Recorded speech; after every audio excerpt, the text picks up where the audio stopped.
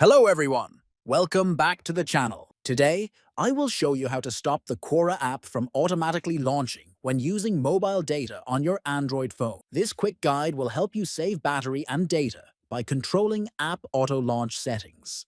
Let's get started. Locate the Quora app icon on your Android phone's home screen. Press and hold the Quora app icon until a small menu appears.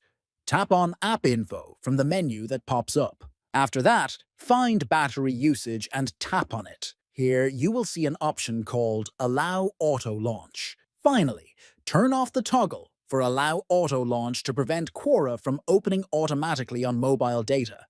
By following these simple steps, you can control app behavior and improve your device's performance. Thank you for watching. If you found this video helpful, please like and subscribe for more useful tips. See you next time.